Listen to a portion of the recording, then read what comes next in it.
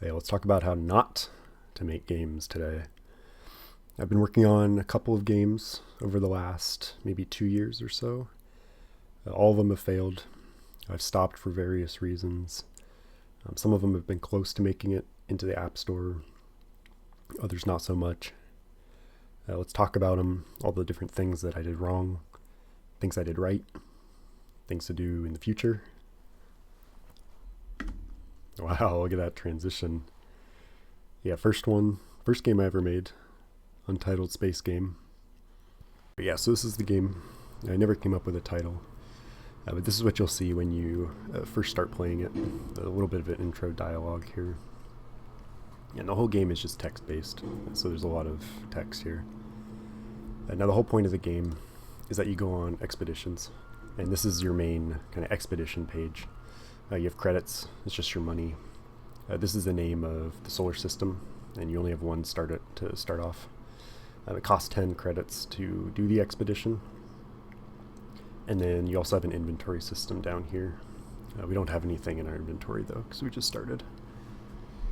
And then, yeah, we can expand this, and we'll see these are the different planets in the solar system, but we haven't been there yet, so we don't know what they are. Now when you start the expedition, you have these different traits up here, or stats. Your fuel, hull, engine, and basically your sanity. And you also have your credits, of course. And you get to choose which of the planets or items you want to travel to. As you start off just on the edge of it.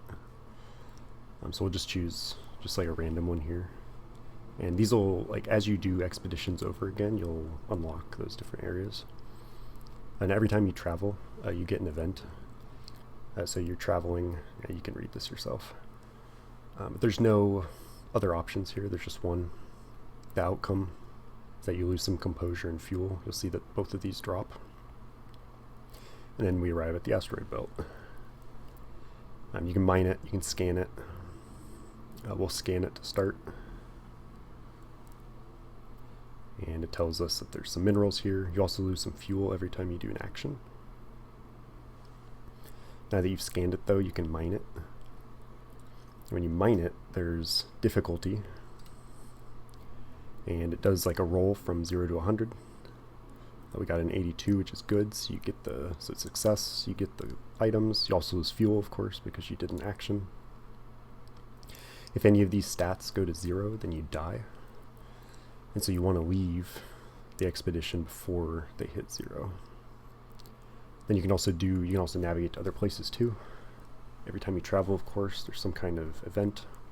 This one you actually have 2 options, and they each have different types of consequences. In this case, the engine gets damaged a bit. Also, you lose fuel, of course. And we do the scan again. Some more minerals. You can see the fuel is at 1. So we want to conclude the expedition. Otherwise, our next action, we're going to be stranded. So we conclude it. We take some of the ore home. Now we lost 10 credits on the expedition, so hopefully we got enough things back. I don't think I show it though. Yeah, I do. Yes, you can sell it, and then you can get your credits back. So we're net 2 credits, but that's the risk reward of the game. Yeah, so that was the game. At least it works. Some of the good things that came out of it. I learned React Native. The whole game was built with it. And it worked really well for this type of game, right? There's just a bunch of text, a bunch of buttons, screens. There's nothing really moving on the screen, no animations, things like that. So React Native actually worked really well. It's basically just one big UI. And I wanted to learn React Native 2 for jobs. I know it's used somewhat in the industry, and I just wanted some experience with it. And I got a lot from doing this game. Bad things. Yeah, there was a lot of bad things. Let's talk about feature creep. I think anyone who has tried to make a game before has experienced this, especially early on. It's easy to get very excited about what you're making. and you plan too far ahead, and you try to make too many features before you're going to release it out to the world. Yeah, so this is my document where I did all my planning and notes and things, and it's 8 pages long. I spent many hours writing all of this out, planning every little piece of the game before most of it had ever been done. So I was going to remake it at one point here, but never did that. We have the main idea, different planets, all the different systems that are going to be involved, different progression systems, for example. There were going to be a bunch. Things that would like cap you from going farther until you get certain things done. There's going to be skills, missions, equipment. You can change your ship. You'll level up your skills, you'll get experience. We have questing, crafting. It's going to do different types of mining, salvaging, all sorts of crap like this. And I thought through all of it and planned so much of it.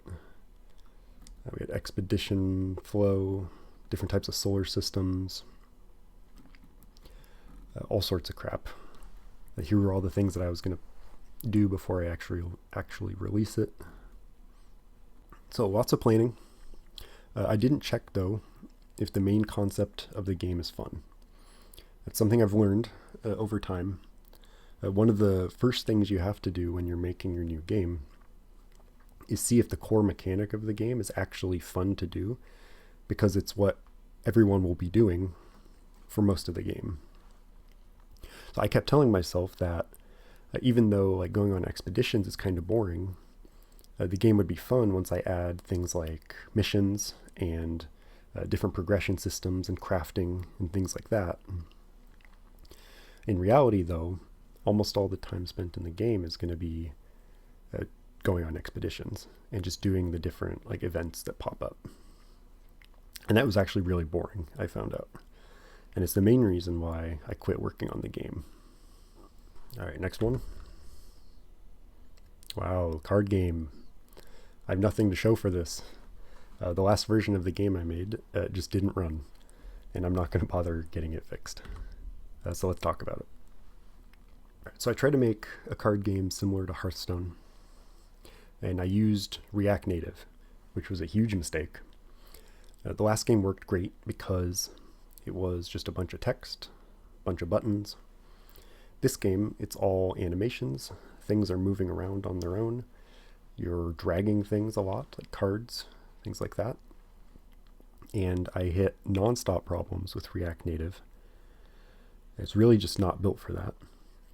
And I tried using it to start because I'd already spent so much time learning it from the previous game. So I thought that it would save me time by using it. Over time, though, I just kept running into more and more problems. And eventually I just quit because it was just too big of a hassle. And also, something I learned from the previous game was I should try to iterate quickly and see if the main concept is actually fun. And I tried doing that, but I ended up writing bad code that I tried to get working really quick.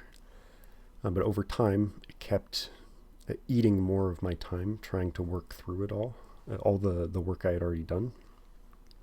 And was ultimately also one of the reasons why I stopped working on it. And feature creep is back. You're going to see it more, FYI. It's very easy to do feature creep. You get really excited about what you're making, and somehow it happens again, even though in the last game I told myself I wouldn't do this. So I planned too far ahead. I thought too much about the different systems before really the main core mechanic was done and was actually tested to be fun. And planning too far ahead. Yeah, it's the same thing. No, it's like a repeat.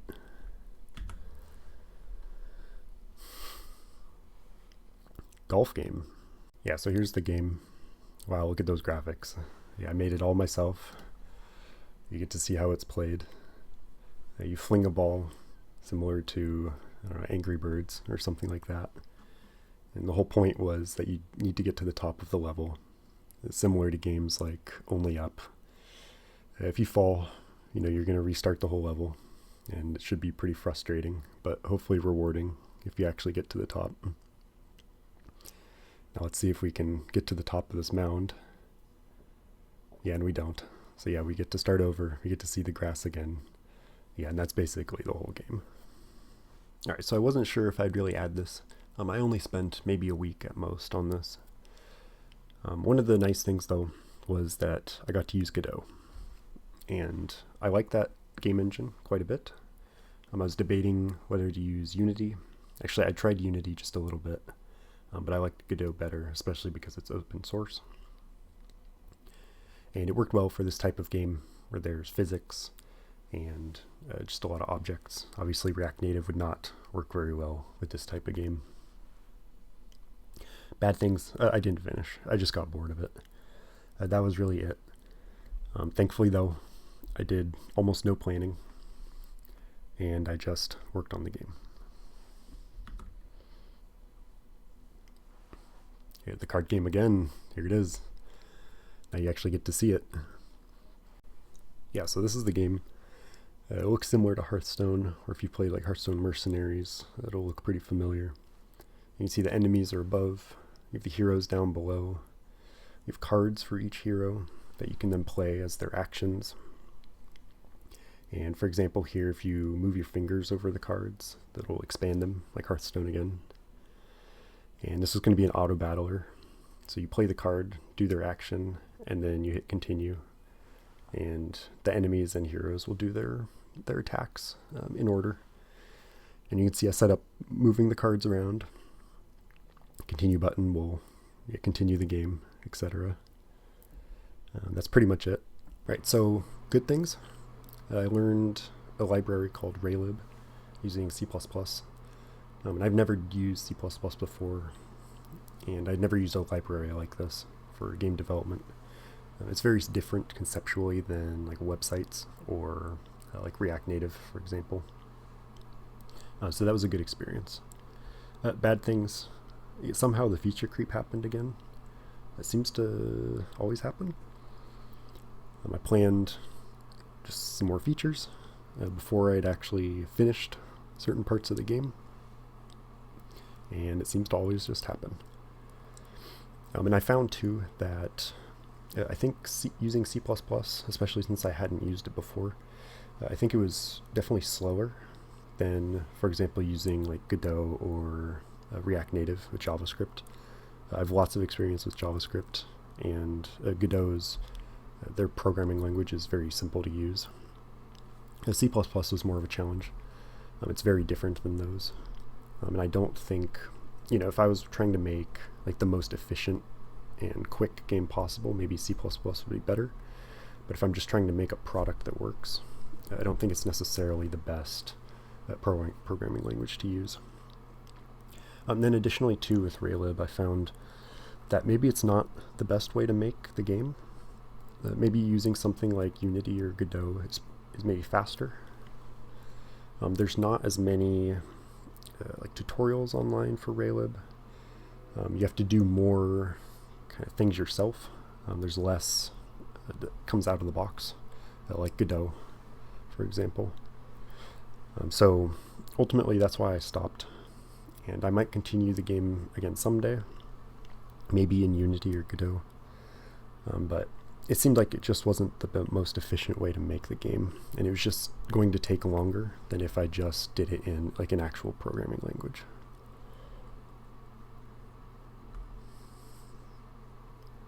Okay, so the big problems, what things happened often. Feature creep, it happened every single time. It's so easy to do before you actually get the main part of the game working and testing if it's fun. It's very easy to think about all the fun things that you're going to add to the game and how great it's going to be. But it just eats up time, and it always happens.